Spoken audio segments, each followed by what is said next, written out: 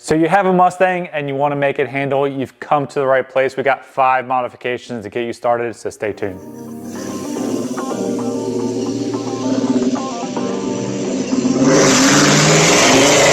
Welcome back, everybody. So we are going to be talking about modifications to make your Mustang handle better. So while this is a SA95 and I focus mostly on autocross, what we're going to go over can translate to road racing, to the Fox body, to a new Edge, and somewhat to the SM197s or S550s as well. But mainly I know the SA95s, I've had a Fox body as well, and I mainly just do autocross. So that's where I am coming from. And it goes without saying that we should be coming to this with a mechanically sound car. So the engine should be good, suspension, bushings, bearings, all that should be good to go. And this is not going to be talking about engine modifications at all. You can run a stock engine just as good for autocross and road racing. You want something that is reliable and maybe a few upgrades to have a little bit more power, but reliability is key. We want to be out on course as much as possible, getting the seat time and not having to sit there fixing anything, troubleshooting. That takes away from the experience. We want something mechanically sound. So that's where we're coming from. So this is all going to be talking about modifications to the suspension to make the car quicker around course. And you can make a car a lot quicker around course without adding any horsepower. So that is where we're coming from. And these are going to be modifications in no particular order. These are just ones that I feel give you the best bang for the buck kind of modifications to get you going, to make you quicker.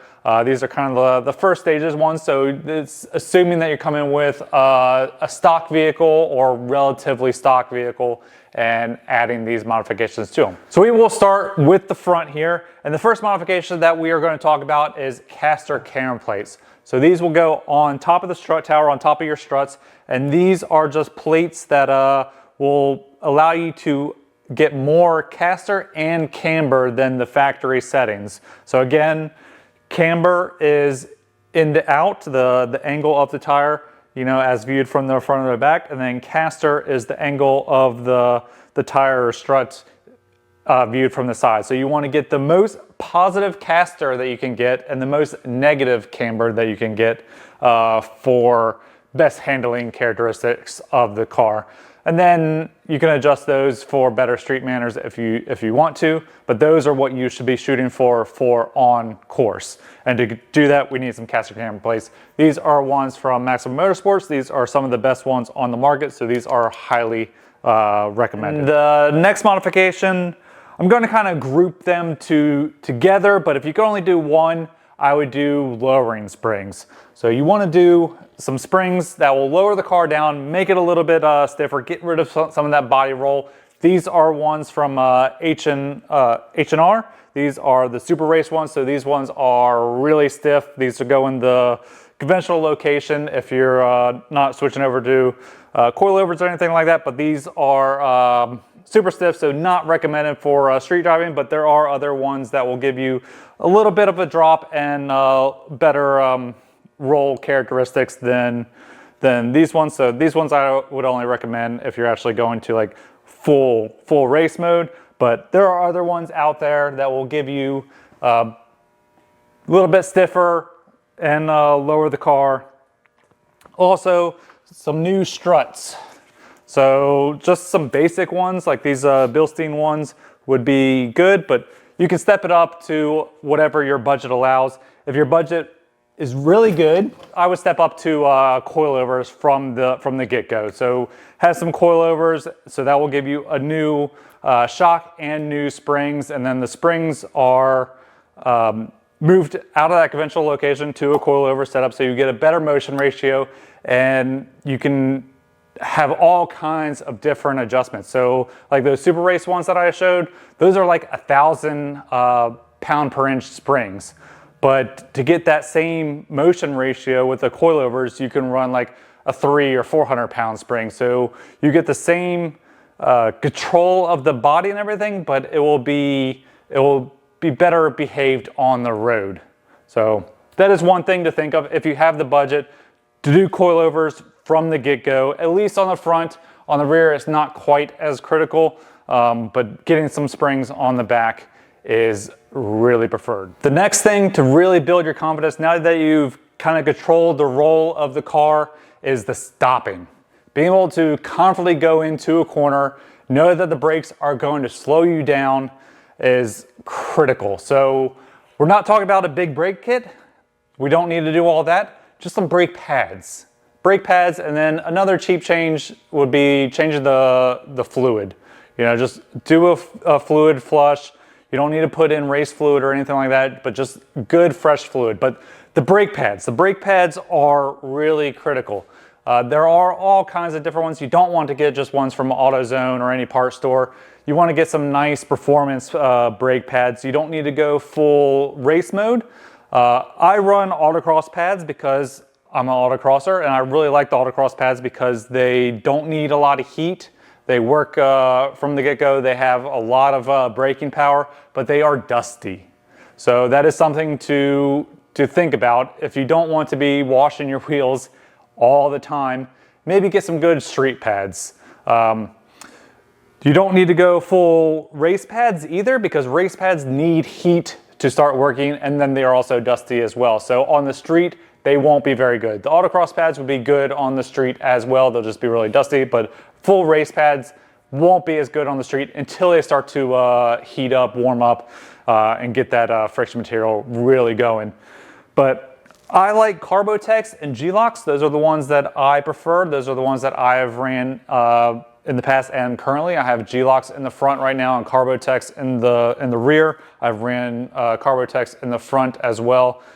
Those are the pads that I prefer. That's just my preference. I really like those ones. All right, that's 3 modifications done. Now we'll talk about the 4th one, and that has to do with the rear suspension. So in the rear, we have the solid axle, and it is a 4-link design. So that doesn't do too well when going around corners. It's good for going straight, but going around corners, you get into what they call a quadrubind. You got 4 arms that are really trying to do multiple different things. So one thing to help with that, a Panhard bar. So putting a Panhard bar in the rear will help a ton to locate that axle, to keep it from shifting side to side. It also will lower your roll center. So you're not changing the links at all, but they have their own roll center. But once you put in the Panhard bar, that controls the side to side of the axle and also defines your roll center. So your roll center will be the height of that bar. So as you can think about it, when you put in the Panhard bar and your height is at that Panhard bar location, you are now lowering your roll center a lot, which helps with stability and getting traction and all that stuff out of the rear end. That helped tremendously when I went to that, to be able to put the power down in corners. Also just like the feel of the car, the rear end is not moving around anymore. It is solid, it is there.